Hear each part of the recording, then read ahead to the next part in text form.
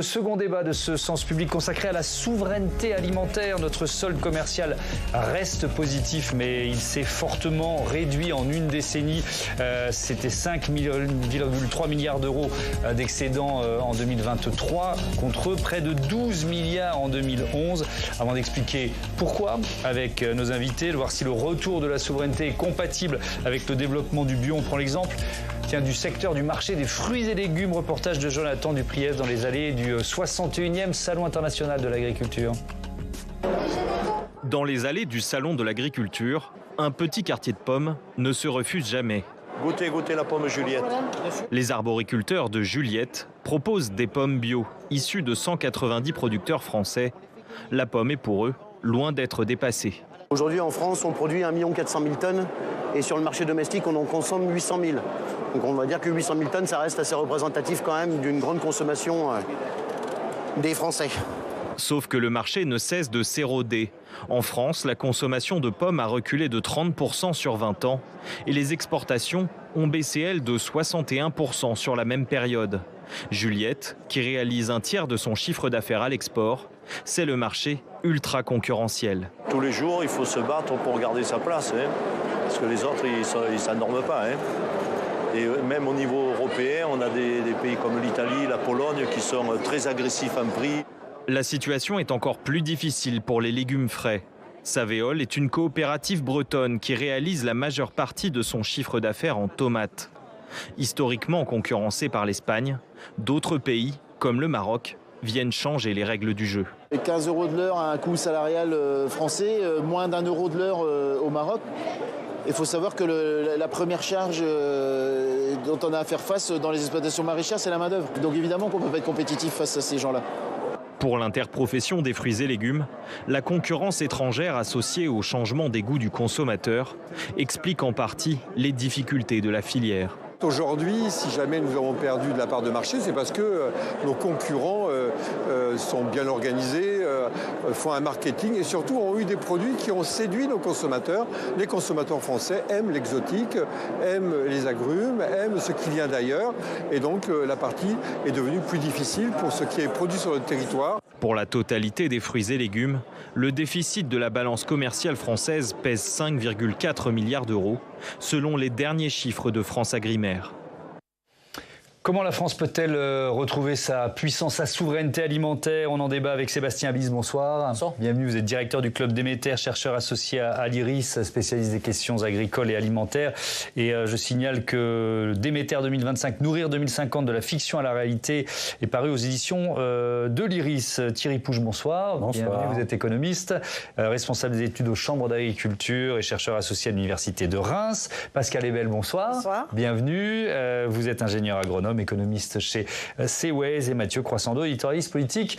Évidemment, restez à mes côtés. On va revoir ce solde commercial agroalimentaire, des résultats qui ont été quand même divisés quasiment par deux en 12 ans. Sébastien Bis, c'est quoi? C'est une tendance de fond, une souveraineté qui s'effrite petit à petit et régulièrement?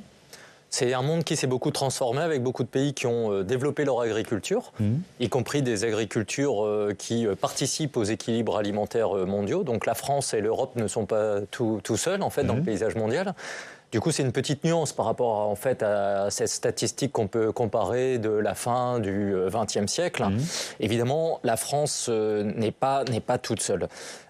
Deuxième commentaire qui me semble important, c'est que quand on est un aussi petit pays que la France sur le plan géographique, est encore dans le top 10 au niveau des exportations mondiales agricoles et alimentaires, y compris avec des volumes de production importants. La France est encore le premier producteur agricole européen. C'est quand même pas mal. Il n'y a pas beaucoup de domaines dans lesquels la France est dans le top 10 ou leader en Europe dans des domaines stratégiques. Donc il faut un peu relativiser. En revanche, en effet, signaux d'alerte sur cette balance commerciale agricole alimentaire qui a toujours été excédentaire depuis en gros un gros demi-siècle et dont la marge s'effrite ces dernières années. Et elle va s'effriter principalement, et je pense que c'est ça le sujet qu'il faut aussi mettre sur la table, sur nos capacités de production. J'entends par là que cette capacité de production, elle est à la fois agricole, parce qu'il y a des changements climatiques, il y a des choix de culture, il y a des marchés de consommation particuliers, mais il y a aussi un tissu industriel qui a été un peu dilapidé. Et aujourd'hui, le manque d'outils industriels en France fait qu'il y a une partie de l'alimentation des Français qui vient du marché international, faute d'outils industriels en France. Pourquoi ? Parce qu'on ne sait plus transformer ? Non, tout simplement parce qu'on n'a pas d'outils industriels. Je vais prendre un exemple très simple. Les pâtes alimentaires sont un des produits les plus consommés aujourd'hui en France. 2/3 vient de l'importation, non pas parce qu'on ne fait pas assez de blé dur en France, mais simplement on qu'il est n'y a pas d'industrie de pâtes, d'usine de fabrication de pâtes. On y reviendra peut-être en détail. Il y a ce que l'on appelle le paradoxe français, Thierry Pouche, puisqu'on exporte 43% de ce que nos terres produisent. Donc, moi, j'essaie d'être un peu basique. On pourrait clairement être autosuffisant. Voilà, c'est la première terre agricole en Europe. On l'a été. On pourrait être autosuffisant. Pourquoi on ne l'est pas ? Si vous prenez la hiérarchie des principaux secteurs issus de l'agriculture française, à peu près la moitié, on est autosuffisant, voire largement autosuffisant. C'est le cas des céréales, bien sûr, des produits laitiers, un petit peu de viande bovine quand même, mais il faut faire attention parce qu'il faut distinguer les animaux vivants et les animaux transformés. C'est pas le cas des fruits et légumes, on l'a vu dans notre reportage. Ça, c'est une très très vieille histoire, les fruits et légumes. Ça fait quasiment 40 ou 50 ans qu'on est déficitaire, et ça s'est aggravé au gré des élargissements de l'Union européenne, bien entendu. Notre principal déficit en fruits et légumes, il vient de l'intra-européen, il ne vient pas forcément des pays tiers. Donc on est globalement autosuffisant, puisqu'on est exportateur net, et comme Sébastien l'a rappelé, on fait partie du top 10 des puissances exportatrices. Donc on est largement autosuffisant dans un certain nombre de domaines. On l'est moins en fruits et légumes, en viande ovine, en matière grasse, puisque nous sommes de gros consommateurs de beurre. Et pourtant, on a des productions laitières importantes, mais quand on en consomme beaucoup, c'est pas suffisant. Donc voilà, on est sur le riz, par exemple, on est absolument pas autosuffisant. On importe. Voilà, il y a quelques secteurs où on n'est pas autosuffisant. Oui, on a quand même une balance commerciale qui se dégrade lentement, mais sûrement. Oui, mais comme vient de le dire Sébastien, il faut rappeler que depuis 1978, la France n'a pas connu le moindre déficit commercial. C'est pour ça qu'on s'alarme. Alors oui, oui, on peut considérer que... On n'est pas les seuls, hein. C'est le leitmotiv des politiques depuis des mois, et on y reviendra. Aussi, évidemment. Depuis 2010 à peu près, ils se sont très, très fortement sensibilisés sur cette question, et notamment sur le fait que l'Allemagne nous a rattrapés et dépassés. Alors, c'est vrai qu'ils exportent plus que nous maintenant, mais j'ajoute souvent quand même que, et on vient de le dire dans le cas français, une balance commerciale, c'est de l'exportation et de l'importation. Et l'Allemagne, depuis que le Royaume-Uni a quitté l'Union européenne, c'est le premier déficit de l'Union européenne. On est entre 15 et 20 milliards d'euros par an. Donc, ils peuvent exporter plus que nous, mais le contenu en importation de leurs exportations, si je peux utiliser un langage assez technique d'économiste, ils importent énormément pour pouvoir exporter. Donc, il faut faire aussi là très attention. Ce solde commercial, alimentaire, alors, qui reste positif, qui l'est depuis 50 ans, mais qui est de moins en moins positif. Pascal Ebel, c'est lié aussi à nos habitudes de consommation. Il faut évidemment parler de nos habitudes de consommation. Oui, tout à fait. Il y a des changements de régime alimentaire qui sont importants et ils vont s'accélérer. On va avoir des évolutions sur les choix du contenu des assiettes. Ce qu'on constate surtout, c'est que dans le contenu des assiettes, on consomme de plus en plus de produits industriels, de produits transformés. On va aller de plus en plus vers des produits qui ne sont pas des produits bruts, même si les Français rêveraient, ils rêvent tous de manger plus de fruits, plus de légumes et plus de poissons, etc. Mais dans la réalité, on a des modes de vie qui font qu'on va aller de plus en plus vers du tout prêt, parce qu'on fait moins la cuisine et qu'on a des modes de vie où on passe du temps à faire autre chose que de faire de la cuisine. Et donc, dans les régimes alimentaires, on voit bien que finalement, sur les secteurs qui sont en croissance, c'est-à-dire les légumineuses, les graines, tous ces produits qui vont se développer en raison des politiques publiques qui poussent à ça, mais aussi évidemment du changement climatique. On va consommer de moins en moins de café, de moins en moins de chocolat parce qu'on en produira moins et qu'en effet, il y a de la déforestation et qu'il y a des crises climatiques qui font que ces produits-là seront moins consommés. Donc c'est quoi ? C'est une question d'adaptation aussi de notre agriculture à ces nouveaux comportements ?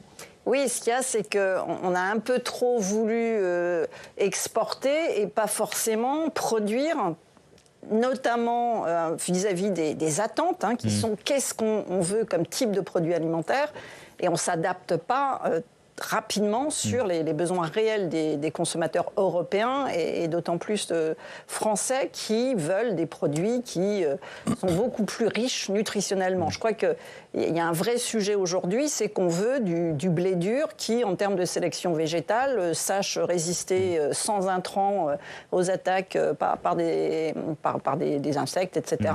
Et qui soit plus riche, par exemple, en protéines. Parce qu'en fait, un des gros enjeux en ce moment, on le voit, c'est cette question de quantité de protéines et de type de protéines. Je vais faire le lien avec notre premier débat, Fabien Roussel, qui était au Salon de l'Agriculture aujourd'hui, secrétaire national du Parti communiste, évidemment. Il affirme que la principale menace pour les agriculteurs français, c'est l'Ukraine. Sébastien Abyss, que provoquerait l'entrée de l'Ukraine dans l'Union européenne? Un afflux de céréales, notamment, entre autres? En fait, ça dépend de ce qu'on veut faire en Europe. Est-ce que l'Europe veut être puissante? Si l'Europe veut être puissante et qu'elle met les questions agricoles et de sécurité alimentaire au centre de cette puissance, si vous faites rentrer un grand géant agricole, une grande puissance agricole dans l'Europe, et qu'elle est bienvenue et qu'elle joue les règles dans le club dans lequel elle est intégrée, vous renforcez la puissance européenne. Évidemment, si vous regardez l'Ukraine, aujourd'hui, rentrant dans l'Union européenne, en s'affranchissant des règles de convergence, du protocole habituel, pour des raisons X et Y, évidemment, ça peut créer du désordre et de la distorsion de concurrence. Je précise aussi en passant que ce pays qui, depuis 3 ans, subit des bombes, des bombardements, des combats, a des sols et des productions agricoles dont les conditions sanitaires se dégradent, malheureusement. Il faut garder ça aussi en perspective. En revanche, dans le potentiel, c'est un grand pays agricole, plus grand que la France en superficie, de terres agricoles cultivées, qui peut même, sur le côté biomasse, pour les productions non alimentaires, aller chercher des volumes. Donc vous dites, c'est un atout, c'est pas une menace pour les agriculteurs français?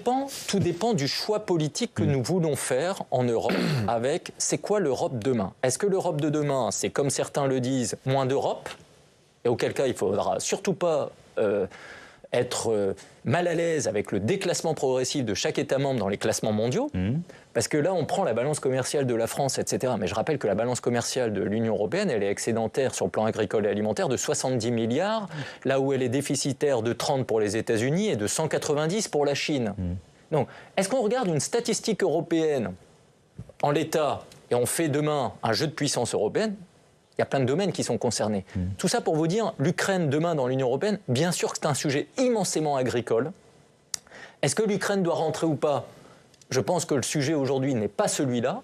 En revanche, une chose est claire, et je pense que ça, il faut qu'en tant qu'Européens, nous soyons vigilants là-dessus, c'est que l'Ukraine, dans l'Europe ou pas dans l'Europe, l'Ukraine restera un grand géant agricole. Donc la question, c'est de savoir est-ce que l'Europe veut avoir ce grand géant agricole à ses côtés, ou est-ce qu'elle veut avoir un grand géant agricole concurrent à ses portes, sachant qu'en Ukraine, on a parfaitement conscience aussi que l'Europe n'a pas, ces dernières années, eu un narratif de puissance et d'augmentation de son influence mondiale sur les marchés. Sur ce contexte géopolitique, je vous propose d'écouter le président du comité des relations internationales d'Intercéréales. Il est lui-même agriculteur en Seine-et-Marne, Philippe Pecel. Le contexte géopolitique actuel est très bousculé, notamment depuis la guerre de la Russie en Ukraine, qui a bouleversé les flux commerciaux internationaux. Il est important que la France s'affirme comme une puissance céréalière dans ce contexte-là, quand on sait aussi les impacts que le changement climatique opère de plus en plus, notamment sur les pays que j'ai cités au préalable, en Afrique du Nord, les sécheresses consécutives. On a des pays qui sont très proches de nous, qui ont de plus en plus de mal à produire leur propre nourriture et donc qui comptent sur la production française notamment, sur ces biens de base que sont les céréales. Thierry Pouche, on va ouvrir le chapitre consacré à la loi d'orientation agricole qui a été adoptée juste avant le début du salon. Heureusement, je pense que ça a permis à Emmanuel Macron, au Premier ministre et à différents ministres d'avoir une visite un peu plus calme, on va dire ça comme ça. Comment vous la jugez? Tiens, au cœur de notre sujet, est-ce que c'est un levier, un outil de reconquête de souveraineté, cette loi? Ou est-ce qu'elle n'a pas été faite pour ça? Je crois que dès le début, elle était envisagée dans cette perspective. C'est pour ça que je vous pose la question. La problématique de l'installation des jeunes agriculteurs. Notamment. Il y avait à peu près les deux aspects. Et ça rejoint tout ce qui a été dit. On ne peut pas envisager de se projeter dans l'avenir avec des productions suffisantes et une capacité à exporter sans avoir un peu de facteurs humains qui puissent être en mesure de réaliser ces productions et ces exportations. Donc de ce point de vue-là, les attentes des agriculteurs agriculteurs il y a un peu plus d'1 an, elles ont été un peu comblées. Alors après, une loi est toujours pas très satisfaisante parce qu'il manque quelque chose. On a beaucoup parlé, par exemple, de l'absence des revenus agricoles dans le texte de loi. Mais globalement, il y a quelque chose qui a été affirmé, c'est-à-dire essayer de préserver, parce que je suis un peu gêné avec cette histoire de reconquête de notre souveraineté alimentaire. On est toujours en mesure de décider un petit peu ce qu'on va produire et ce qu'on va en faire. Donc, je pense qu'il faut la préserver et peut-être la consolider, la solidifier dans le contexte actuel qui a été rappelé par votre reportage là et le président d'Intercéréales. Oui. Donc voilà. Alors après, moi je voudrais juste revenir sur un point, sur l'Ukraine, parce que l'élargissement, c'est quelque chose qui est envisagé, mais il ne faut pas oublier non plus qu'en 2014 ou 2015, il y a eu un partenariat commercial qui a été établi, et c'est précisément à la faveur de la guerre que cet accord a été pleinement déployé avec les conséquences qu'on connaît. Et en particulier, et là, ce n'était pas les Français qui sont montés au créneau en premier, ce sont les Polonais qui se sont inquiétés de cet afflux de céréales sur leur propre marché, avec en plus des différentiels de coûts de production qui avaient les faveurs des opérateurs sur place, puisque le blé ukrainien est moins cher, autant l'acheter plutôt que le blé polonais. Vous voyez que ça va se... Et pourtant, la Pologne n'est pas très ancienne dans l'Union européenne. Donc ça s'est déjà joué il y a une dizaine d'années. On s'est inquiété du poulet, je crois, en France. Alors, on n'a pas été les principaux cible du poulet ukrainien, on en a importé, mais par rapport à l'Italie ou à des pays comme la Pologne, ils en ont beaucoup importé, plus que nous. Et par voie de conséquence, c'est un peu ce que disait Sébastien Abyss, il faut savoir ce qu'on veut faire de l'Union européenne. Soit on converge vers l'idée de puissance agricole, je rappelle qu'on avait une politique agricole commune, et qu'on s'est éloigné de ce caractère commun, et que si vous faites de l'Europe un espace de rivalité commerciale entre les 27, voire davantage, eh bien vous êtes sûr que vous pouvez aller à la catastrophe. Il va y avoir des concurrences tellement importantes que ça peut être au préjudice des uns ou des autres. Et là, on risque vraiment gros. Ouais.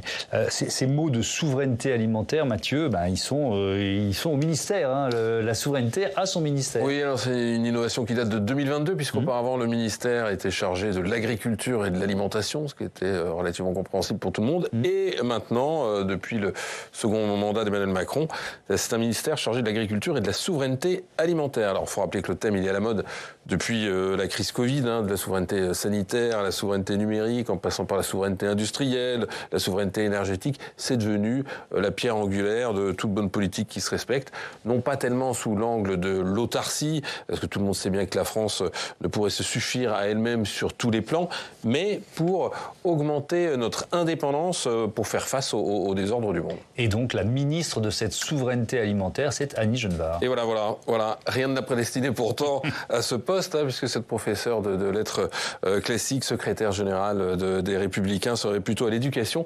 Mais en 6 mois, elle a fait son trou au point d'être une des rares survivantes de l'équipe Barnier dans le gouvernement de François Bayrou. Il faut dire aussi que les agriculteurs qui avaient vu passer 6 ministres en 7 ans demandaient pour une fois qu'on ne recommence pas tout à zéro. Ouais, et comment Annie Genevard conçoit-elle justement cette souveraineté ? Alors elle en a donné un début de vision le week-end dernier au grand public à l'occasion de l'inauguration du salon, sur un ton plutôt martial. La France doit affirmer sa souveraineté agricole comme un enjeu régalien, réarmer sa puissance alimentaire. Elle appelait à sonner la mobilisation générale. Alors ça passe par une augmentation de la production tous azimuts. Produire plus pour manger mieux et reconquérir l'assiette des Français, dit-elle. Produire plus pour importer moins. Produire plus pour rester une puissance exportatrice.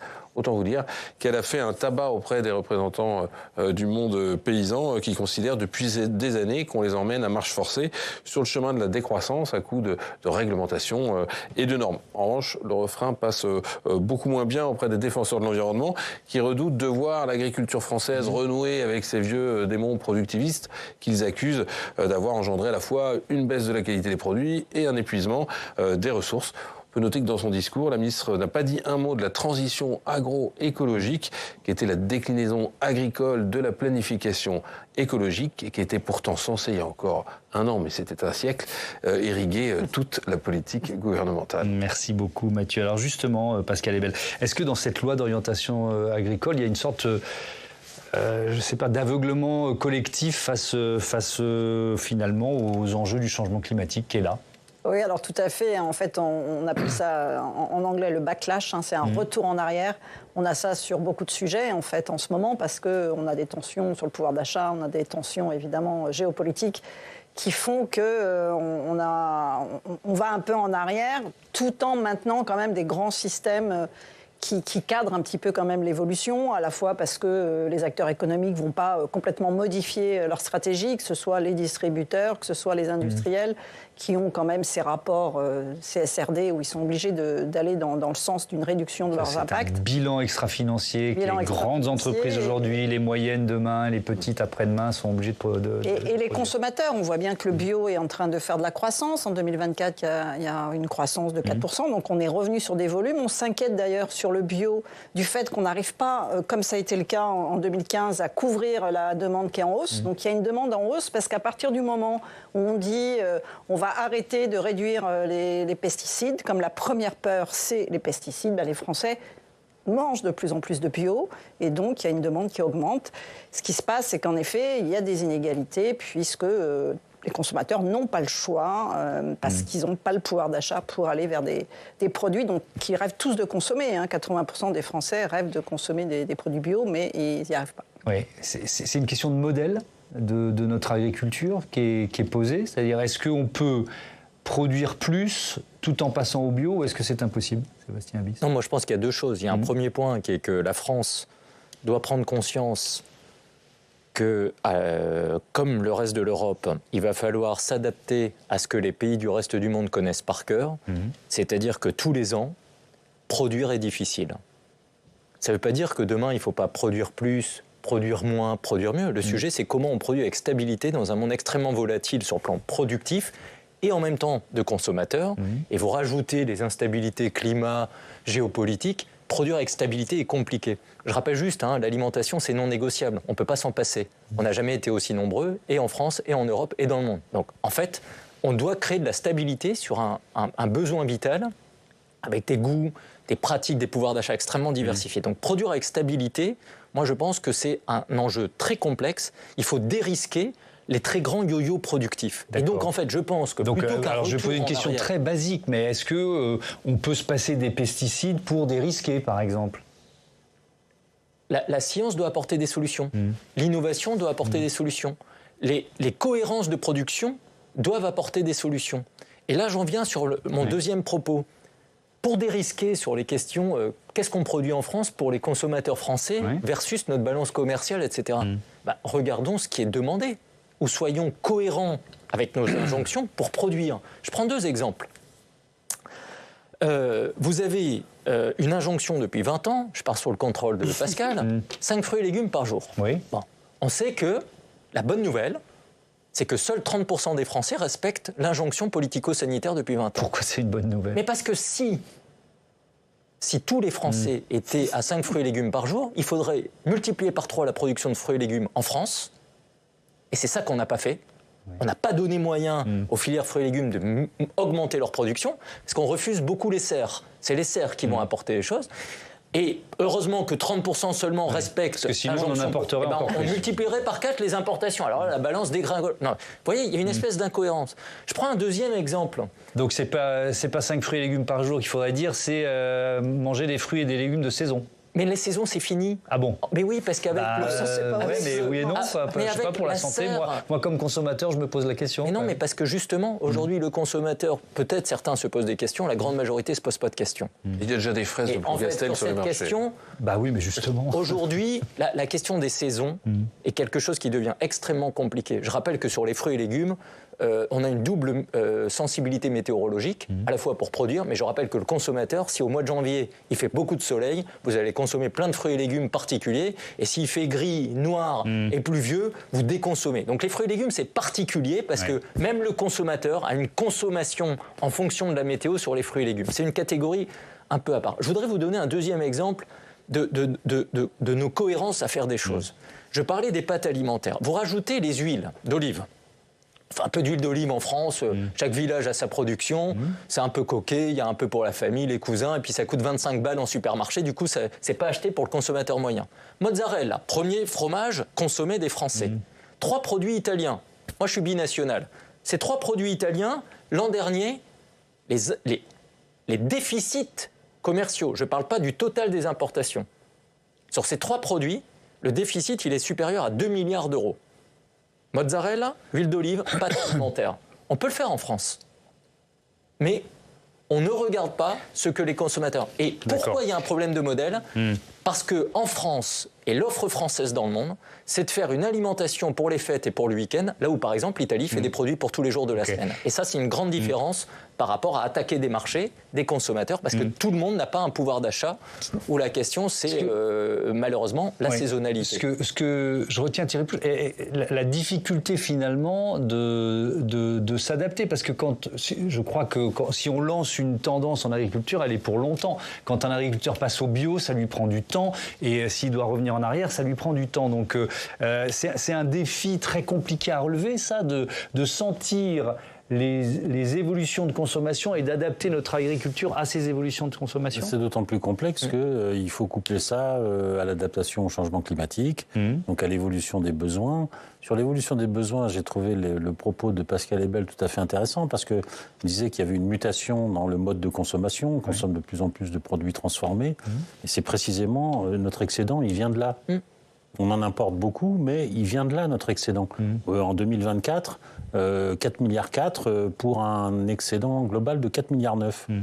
Donc on sent bien que c'est sur les produits transformés qu'on est performant, et c'est sur les pays tiers qu'on est de plus en plus performant, et de moins en moins sur l'Union européenne. Donc c'est très complexe. Ça veut dire, pour bien comprendre, ces produits transformés, on les exporte surtout en dehors de l'Europe, c'est ça? Et c'est ce qui nous rend performants de plus en plus en dehors de l'Europe. Rappeler les produits transformés, c'est le fromage, c'est un produit transformé? Le fromage, c'est un produit transformé. Dans les nomenclatures, vous avez même le vin et les boissons alcoolisées qui sont considérés. C'est pas seulement des plats cuisinés, parce qu'on pourrait penser à ça. C'est aussi ça, mais c'est pas seulement. Oui, absolument. Et pour revenir à la loi d'orientation et aller dans le sens de votre question, cette loi d'orientation, tout le monde, certains y ont vu ce qui manquait, mais on n'a pas vu ce qu'il y avait dedans quand même. C'est ça qui est un peu dommage. Parce que même si la question du changement climatique ne figure pas, ce qui a soulevé un certain nombre de propos de la part des mouvances écologistes, sans doute, mais il faut aussi regarder ce que certaines entreprises réalisent comme investissement et comme progrès en termes d'innovation. Il y a des variétés de blé aujourd'hui qui sont de plus en plus résistantes et adaptées au changement climatique. Donc ça aussi, l'innovation prend du temps. C'est pas en claquant des doigts qu'on va pouvoir inventer une nouvelle variété, une nouvelle semence. Donc je pense que les agriculteurs et les semenciers savent s'adapter aussi, et ils voient bien, ils sont quand même les premiers au contact de la nature, ils voient bien qu'ils peuvent s'adapter et qu'ils ont intérêt à s'adapter s'ils veulent préserver leur outil de production. Alors on va prendre un exemple concret de cette mondialisation, de cette internationalisation avec Audrey Vettaz qui est au Salon de l'Agriculture. Vous avez, Audrey, un exemple très concret qui montre que l'internationalisation des échanges de matières premières peut parfois conduire à des aberrations. On vous écoute. Thomas, vous connaissez peut-être les biscuits La Mère Poulard. Ils sont produits en Bretagne avec du beurre issu du lait de vache normande. Comptez 90 km entre les deux sites. Mais cette matière première, ce beurre, elle ne va pas directement dans l'usine. Elle transite d'abord, tenez-vous bien, aux Pays-Bas, à plus de 600 km de là. Parce qu'en fait, ce beurre, il est acheté par des sociétés de négoce qui achètent la matière première en très grande quantité, qui le congèlent et qui le redistribuent ensuite un peu partout en Europe. Alors pour les producteurs, c'est très intéressant parce que ça permet d'écouler facilement les stocks, mais vous l'aurez compris, ça conduit à des aberrations écologiques et puis ça augmente les prix puisqu'on multiplie le nombre d'intermédiaires. Alors pour l'heure, il n'y a pas de loi, de législation qui permettent d'enrayer ce phénomène, mais la filière lait a peut-être une idée très concrète. On appelle de nos voeux à ce que l'origine des produits puisse être notée sur les produits pour informer très clairement le consommateur sur le produit qu'il achète et l'origine de ce produit. Vous l'aurez compris, l'idée, c'est d'indiquer sur les étiquettes que les matières premières ont transité à l'étranger avec l'espoir que le consommateur, au moment de faire son achat, privilégie le local. Bon, moi je vois cette histoire, je la lis, je me dis on est en absurdie, alors peut-être que vous allez me dire bah non, c'est comme ça que fonctionne le marché alimentaire mondial. Sébastien Habis. Alors, encore une fois, stocker, transformer, il faut les outils.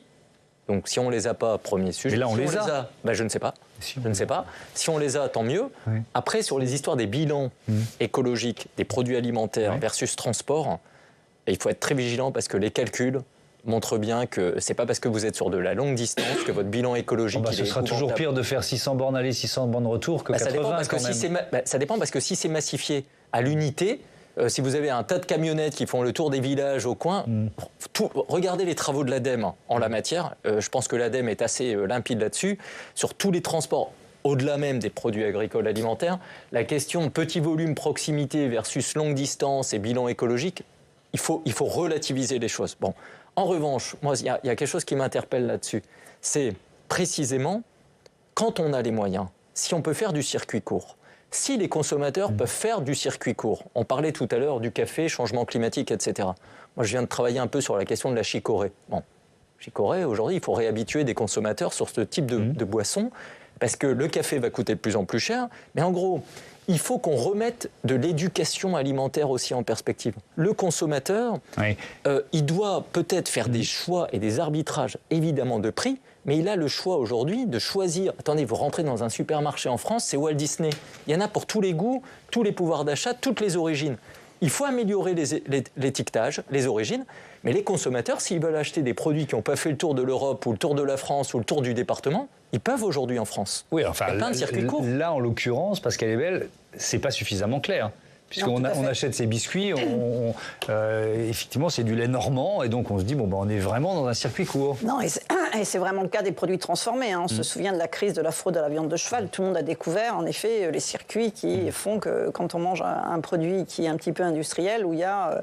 En effet, je pense que c'est les systèmes de production industriels, qui font qu'on est obligé d'aller ailleurs parce qu'on n'a pas tout. C'est pas possible, évidemment, de reconstruire la géographie de l'industrie. Je repensais au beurre. C'est vrai qu'on oublie qu'il y a quand même des saisonnalités. La saisonnalité, le beurre, il y a une saisonnalité aussi parce que les vaches produisent du lait à certaines saisons. Donc il faut forcément le congeler aussi. Donc il y a des choses sur lesquelles on ne reviendra pas en arrière. On ne refera pas la petite ferme où on produit tout sur place parce qu'il y a des zones en France aussi, dans le nord de la France. Si on faisait que du local, on ne mangerait pas grand-chose parce qu'à part des pommes de terre et des betteraves, il n'y a pas beaucoup d'agriculture et notamment pas de culture maraîchère et on mange beaucoup mieux quand on est à Montpellier. Donc c'est important d'essayer de... Vous êtes fait beaucoup d'éviers dans le Nord, là. Mais nous, on est excédentaires en lait, mais on n'a pas assez d'usines pour faire le beurre. C'est ça que je comprends. Et on est excédentaires en céréales, mais on ne sait pas faire les pâtes. On ne sait pas faire le blé dur. En fait, on a divisé par deux depuis 2010. Heureusement qu'il y a eu un commissariat au plan. Heureusement qu'il y a eu des politiques publiques. Qui était commissaire au plan? Rappelez-le. C'est ABR. Quand même le premier producteur européen de blé dur. On a divisé par deux. Mais on reste quand même le premier producteur européen de blé dur. On exporte un peu. Mais qu'est-ce qui explique ce que vient de dire Mathieu? C'est pas très compliqué. Sur les pâtes, moi, j'y connais rien. Mais je me dis, c'est pas un truc technologique, c'est pas un Airbus. Oui, mais il faut une industrie, il faut des investissements, il faut des salariés, il y a un peu d'innovation quand même, un peu d'automatisation certainement. Donc tout ça prend du temps. Et quand même, il faut resituer à partir de votre propos le fait que en 1970, l'industrie représentait 25% du produit intérieur brut. C'est moins de 10 aujourd'hui. Et dans cette diminution, dans cette érosion, vous avez une partie de l'industrie agroalimentaire qui est passée. Donc il y a moins de tissus industriels agroalimentaires et donc on est obligé d'aller remplir cette case dans la chaîne de fabrication ailleurs. C'est ce que je comprends. L'autre problème qui va se poser, si la collecte laitière continue à être soit fluctuante, soit même sur une tendance baissière, les industriels qui sont en place, notamment dans l'industrie laitière, s'interrogent dans quelques années, où est-ce qu'ils vont trouver du lait en France pour continuer à faire des fromages, des yaourts, des petits suisses, etc. Là-dessus, justement, je vous propose d'entendre le secrétaire général adjoint de la Fédération nationale des producteurs de lait. Il est lui-même producteur de lait en Normandie, Benoît Gavel. Où on a beaucoup d'éleveurs qui partent ou vont partir à la retraite et on a un fort enjeu de pouvoir trouver de nouveaux producteurs pour les remplacer, pour garder la main d'œuvre qui permette de produire du lait demain. Et pour ça, on a besoin à la fois d'un revenu, de prix de vente du lait qui permettent une rémunération qui soit attractive pour attirer des jeunes dans notre filière.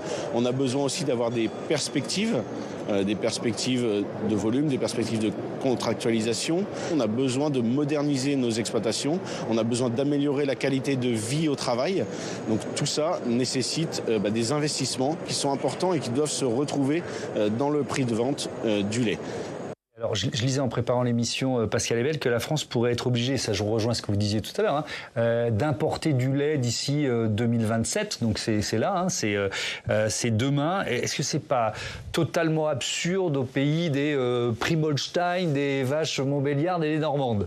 Oui, mais c'est vrai qu'il faut penser qu'on exporte des produits qui sont à base de lait aussi. C'est toujours parce que si on était en autarcie, on aurait suffisamment de lait. Mais comme... C'est quoi, ça rapporte plus de l'exporter, ce lait ? De l'exporter sous forme de fromage, bien sûr. Oui. D'accord. Ça, et plutôt que de le boire. Alors déjà, la consommation de lait, elle ne fait que baisser. Oui. Mais c'est sur le beurre qu'il y a un déficit parce qu'il y a un engouement au niveau mondial de consommation de beurre. Et donc, en France, on en consomme beaucoup. Donc, on est obligé d'importer du beurre. Mais à vous d'entendre là depuis une quarantaine de minutes, en fait, est-ce que c'est pas une fausse promesse politique, cette histoire de souveraineté alimentaire ?